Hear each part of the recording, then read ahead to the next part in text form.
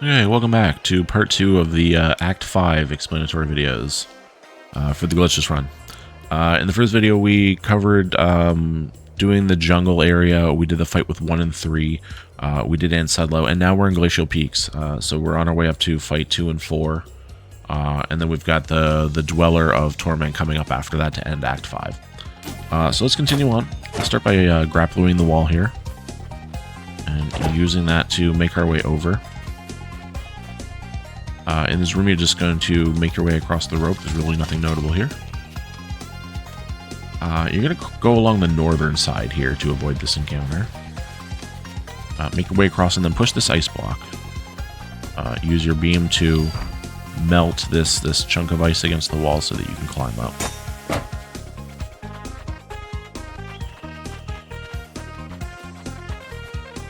And you can mash your accept button, whatever it may end up being, to jump across the ropes there near the end.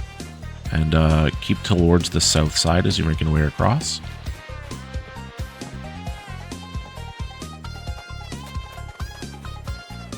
And over here, you're going to push this ice block down, left, and then up to line up with this cliff here so that you can climb up. There's a couple different ways that you can go about skipping this particular encounter. You can air puff both of these guys if you want. When you start to run maybe at a higher level and get a little riskier, what you may want to end up doing is air puffing the bottom guy and then lining yourself up with your D-pad or your directional and grappling over to the wall ahead. So, which would hopefully look something like this.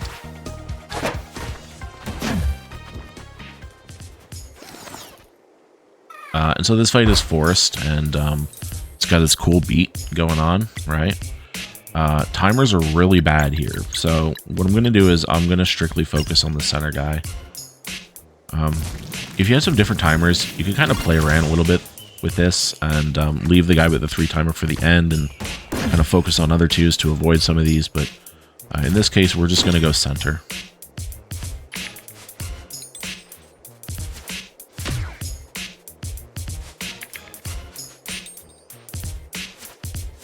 Wow, these are really bad timers. Yikes. Okay. I'm going to swap in Girl as a tank. And, ooh, this is not ideal at all. We're gonna go Venom Flurry. Normally what you would do here is you go Crescent Strike and you say Venom Flurry for last. Because you really only want to do 1 dagger on each of them. In this case, we got some nasty 1-timers kind of kicking around there. We got really bad timers on this fight, so we're gonna go with the Venom Flurry now to try to cut some of that back.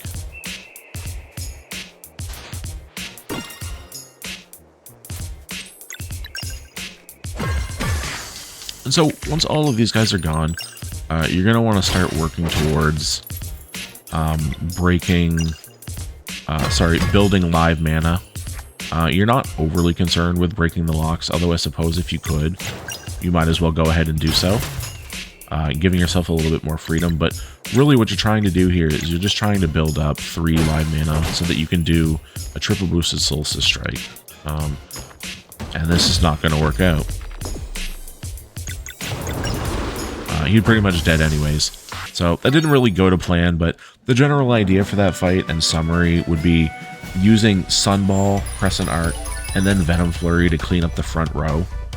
And then just building 3 boost and going for a Solstice Strike. Although, depending on timers, you may have to adapt and kind of do some different things like that. A lot of time, the scripts that you may want to follow for this just don't necessarily give you the opportunity to do so. And so, like I said, you're just going to have to adapt sometimes.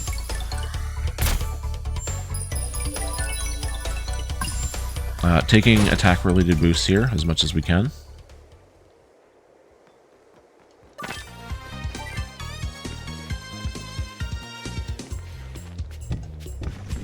And then just making your way across and climbing up.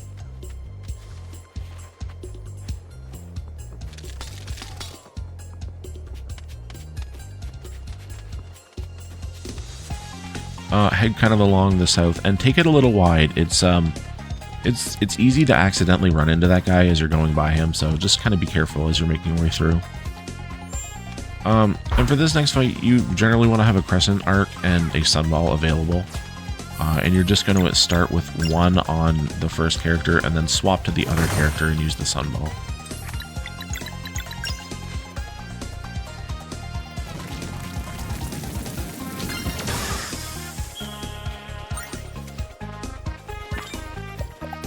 Take your rest here, and you got a boss fight coming up. 2 and 4, there is some different strats for this, if you want to go all attack. Since Dawn of Equinox update, what I like to do now is I like to throw a Lunar Shield up, similar to the Duke fight. So I like to just pop that up in round 1 and kind of get that in there. These guys hit really hard. That magic spell we're not going to be breaking. We're going to let him be casting that because we have the Lunar Shield, and his normal attack that he's going to do after this is pretty heavy hitting anyways, so Lunar Shield is just a very good skill for this fight in general. You may want to try to break a little bit of this for combo points if you don't have any, but similar to the 1 and 3 fight, you're going to want to focus all of your damage on that one character. What you can also do while you're kind of like waiting for him to drop his locks is you can throw a Disorian in here just to kind of like throw him back a little bit. Because again, his normal attacks are quite heavy. And of course, one of the characters that doesn't have it available. That's fine though, we're going to swap her back out. And kind of similar to the other fight, what you're going to want to be focusing on here is Solstice Strike on this character. It does a fair amount of damage to him, and if you have the combo points built up for it, try to knock out as many of them as you can. Try to keep one boost available on the ground as well, because there is a set of locks he can throw for healing that is usually Sword, Sun, Sword.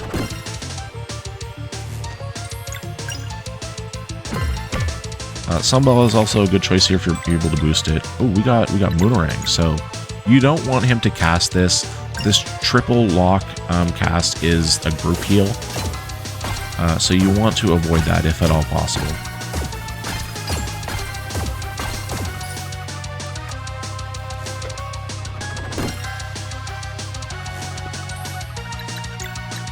We're gonna go Sunball, and I should be using boost for this. I'm kind of holding it off for other purposes. We got past the lock now, so it's really not a big deal. You probably could Solar Rain there, and it might finish it. I wouldn't really want to waste the combo points. I'd rather just do a Solstice Strike at the beginning here of this next round.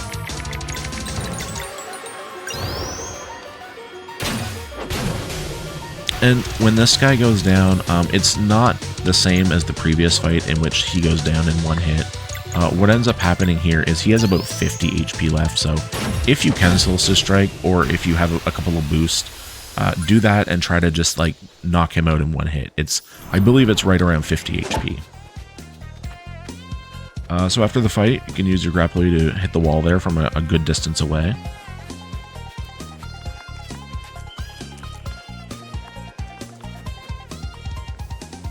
And don't mash X there, you can actually jump down accidentally, so don't mash X while you're climbing or scooting across the wall there.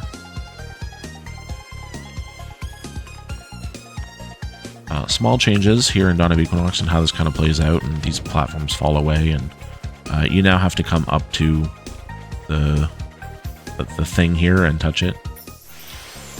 And so you're going to hold the beam left. You're going to hold the beam right a little bit before you go down. And so that's so that one starts melting. And kind of position this off to the far left so that when you gain control, you can just move this. Same deal, you're just trying to position the beams in such a way that like they already touch the things you want to melt kind of as early as possible.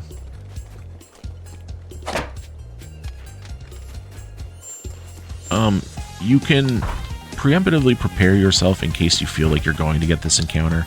I like to pick up the accessory here, so we'll kind of cover how that's done. And so if these guys are still here from previously and you want to pick up the Signet of Clarity, here's what you're going to want to do. You're going to want to jump down and air puff this first guy, and then check the positioning on the guy on the south, and if you need to air puff him too, do it. If not, you're just going around to the backside of the rock that we just pushed down here, and then pushing it left and using it as a guard. So it would look something like this. So the guy on the left was looking down. We can kind of gauge where they're looking now, and we know the guy on the bottom is not going to see us this time, but the guy on the top will. So you push this and you go south to use this as, you know, protection. And you would have had this lined up with the cave if you had done it from like up above in the cliff, but otherwise line it up, grab your Sign of Clarity, and then just head out. Another strat we're going to talk about here is the item roulette strat. So this scroll is for the item roulette skill, and never used to get used in the run until somebody had mentioned it one day and kind of put some ideas in my head, and now I use it all the time. So do this little puzzle and pick up the item roulette, and we'll talk a little bit more about what that does later on.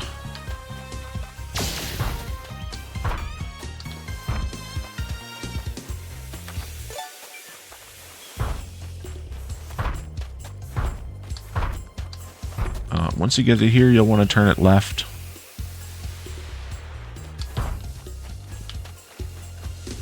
And as soon as it starts to melt, you can kind of like walk through the ice and start to climb down.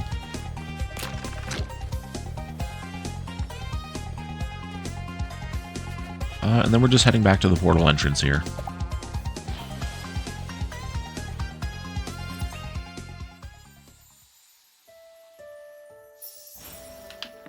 Exit left.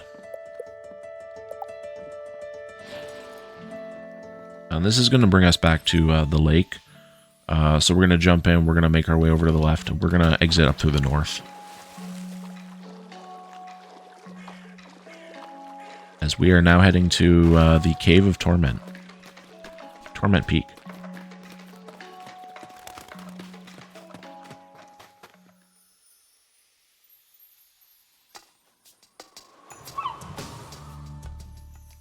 So with the accessory we picked up from Glacial Peaks, we can now change time kind of at will. We don't need these like platforms on, or time of day, I should say. We don't need these like platforms on the ground to do it anymore. We can kind of just do it wherever we want. Line yourself up with the fourth diamond. The fourth? This one right here. Line yourself up with this one. If you walk any further than that, then the beam will fade off. So you're just trying to get yourself as close to the statues as possible so that you can start pushing them sooner rather than later. And new to Dawn of Equinox, we now have a forced encounter in Torment Peak. Previously, we used to be able to make our way through without getting any encounters at all, but we now have a forced encounter right at the beginning here to sort of like introduce and force these enemies onto us. So you can quickly get out of this with a Moonerang and a Sunball.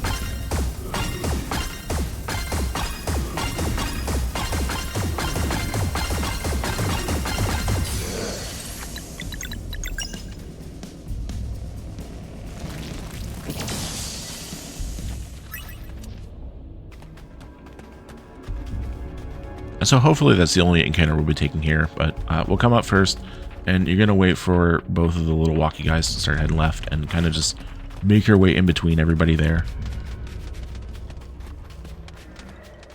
I'll run over to the left and hit this switch.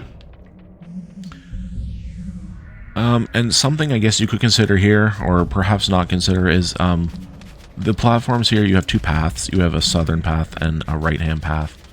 Taking the right-hand path will give you a new weapon for Sarai, but it will also force an encounter onto you, so normally just avoid it. Here we're going to lure this guy and kind of just loop around him and exit to the southeast, and then jump off this platform and use your grapple to hit this wall. For this one, I'm going to wait till they're both looking and moving downwards, and then I'm going to head along the left-hand wall and just kind of like jump as soon as possible. Here we need to hit two switches to open this door. So we're going to start by going on the left, and there is a very small space here where you can jump from the top to the bottom if you're kind of like heading straight and then into the wall there, but more often than not what will end up happening is you'll just have to kind of like jump down two sets of platforms or kind of like climb down them. So heading back here, you can mash your accept button to kind of jump off early, and just head over, up and around to this other switch back here. And you can skip this door scene. So if you're holding your buttons, you'll be able to skip past that. And because you had the encounter at the beginning, you can take this chance to do a rest. You can do this in the following campfire area if you want. But in case you happen to take an encounter in this area accidentally, it's better that you do the heal here.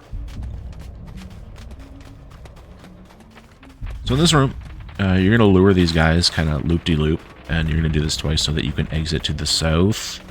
I almost missed that. And then here you're going to go along the southern edge and just kind of like let them do their thing. They're way too slow to hit you.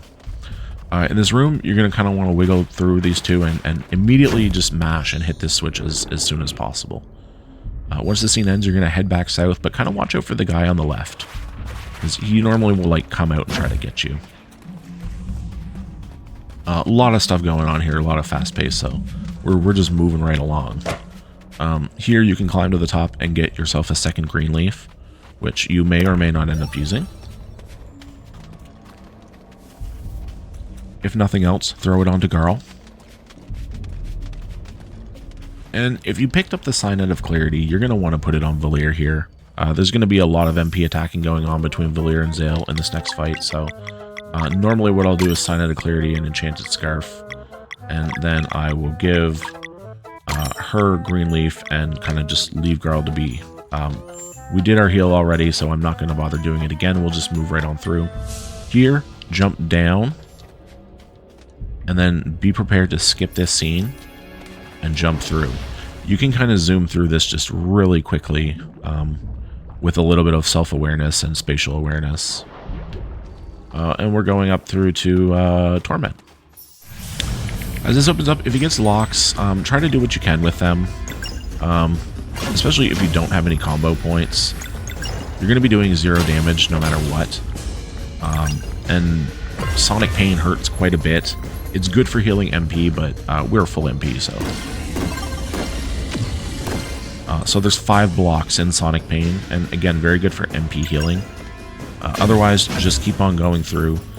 If you have full combo points, you could just do single bashes and not really worry about it, and it'd be a little bit quicker, but...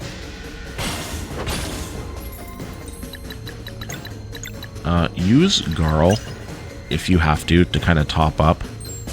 Hopefully you don't get locks in this kind of first phase and you don't have to deal with this, but sometimes you will. So, always want to have a boost available for Solstice Strike, and your goal right now is going to be knocking down the arms, so you want to be focusing damage on one of the arms at all times if possible. The only exception to this is when you're attacking with Garl or Sarai, in which you'll want to attack the face just to do a little bit of additional damage on it so that your actual damage phases don't end up being so tight and scary. So, we get a lock, Soul Strike, we can attack any of the face or the arms to break these locks.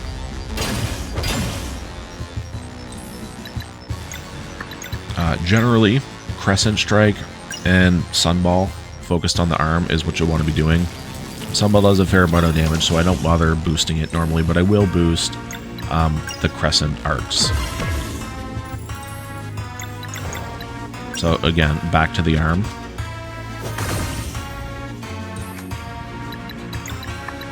If he doesn't have the MP for it, try to use a boost until you are able to get MP again. And try to keep at least 40 HP on all party members at all times.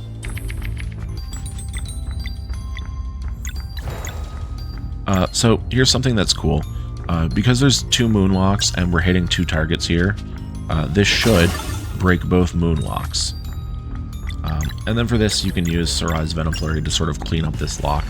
But again, this is also Sonic Pain, so if you wanted to do some MP restoration, let him do Sonic Pain on you if you feel confident with doing the blocks.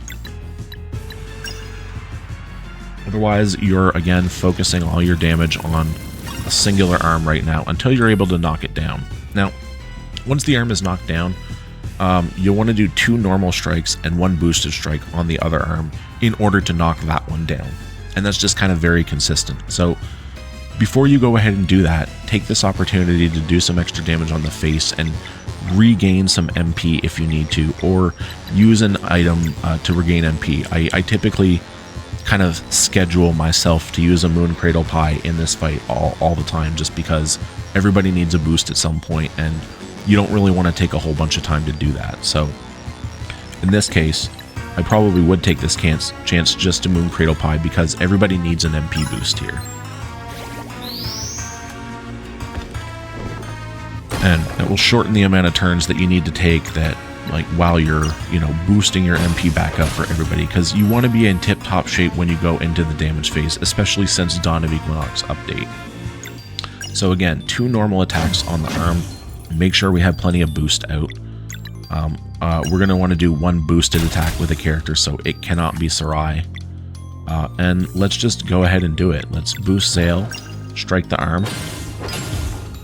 And now we're in the damage phase. So previously we used Disorient, and it was kind of broken in a sense of we could just extend this fight very long, but now we can't do that anymore. So all of your turns need to have purpose, and they need to do a lot of damage.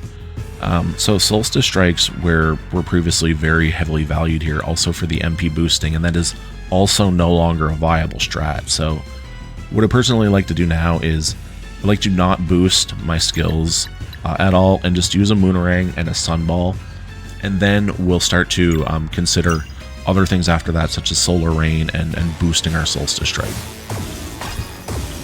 We save the boosted Solstice Strike for the very end.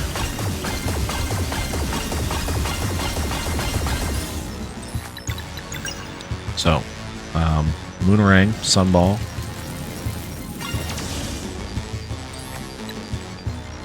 You could do a Disorient just to push timer back 1 and to do a little bit of damage. It's really not much though, so what I like to do in place of that is pull Garl out and do a Solar Rain, and this is just so funny. Peekaboo! And then try to repeat this as much as you can. Because Valir has the Sign of the Clarity, you should be able to get 2 Moonerangs off, like, with no trouble at all, provided you MP boosted before going into the damage phase.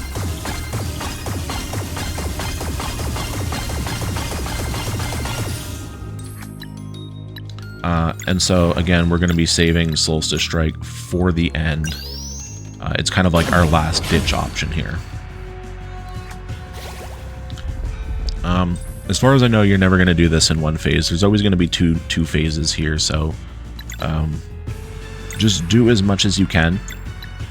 And once you get back out here, start trying to focus on, like, getting a little bit of mana on the ground and getting people's MP back up to a spot where they can start, you know, Crescent Arcing and Sunballing again.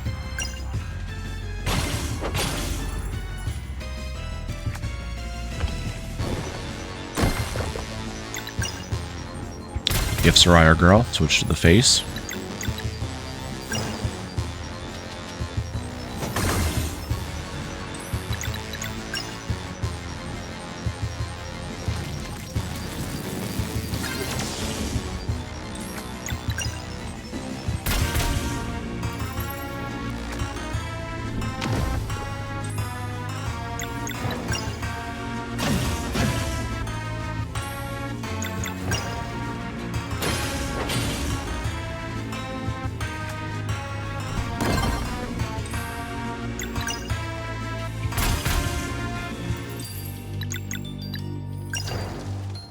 And this should knock the arm down.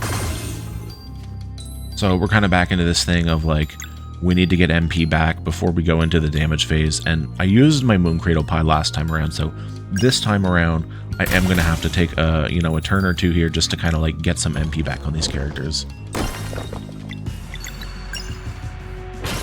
So 2 regular strikes on the arm. And then we're going to pull Garl out and top Valir up.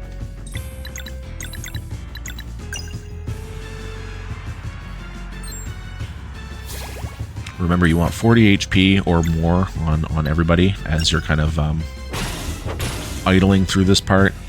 Actually, this part's not too bad. It's the right arm that can do a group-wide 40 AoE damage. So we're just about there for MP.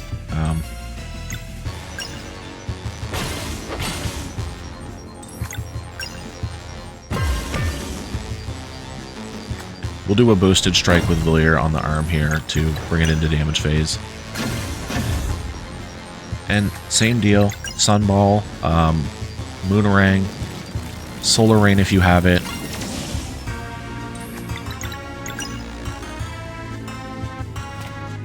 If you've been regularly doing the damage on the face with Sarai or Garl throughout the fight, then this really shouldn't be overly tight.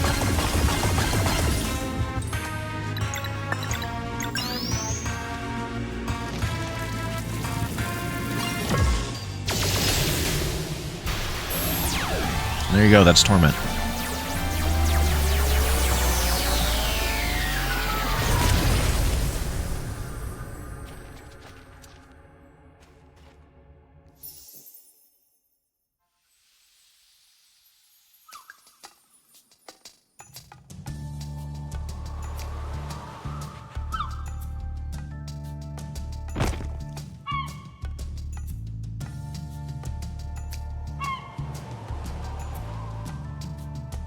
You're going to come out, make your way down, and you're going to bring the light beam over to this area to open it up before you make your way over.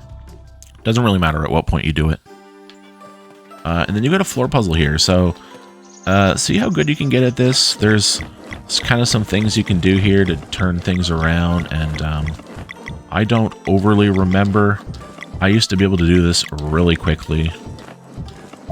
But I see a lot of people move tiles one at a time, and you can actually, as soon as you move a tile, move to the next one and move another. So try to get a little quicker at it, and see if you can move yourself through the puzzle without stopping and thinking about it.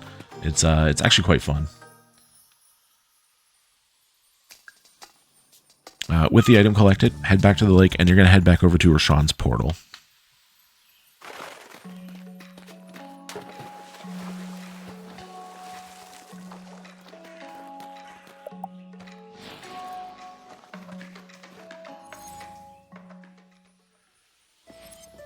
And with that, that sort of concludes or brings to an end Act 5. So we're going to get back into our boat. We're going to head up to the northern continent here, and that's where we'll sort of mark the beginning of Act 6.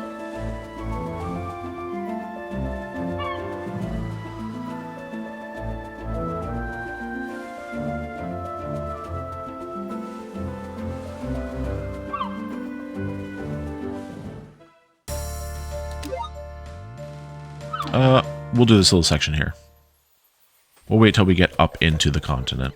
So coming up to this area, you're just going to come over here to sort of prompt this scene and hold your scene skipping buttons. Some of it you can skip, some of it you can't. So just hold your scene skipping buttons so that you are skipping the things that you can skip.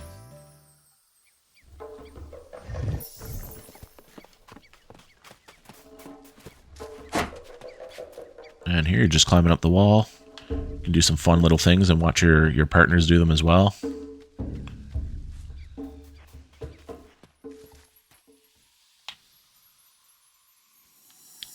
And that's it. Here we are. We're in Act 6 now. So I'm going to pause for now. Actually, we'll do a save here. And this will be the end of Act 5. We'll see you in the next one for Act 6.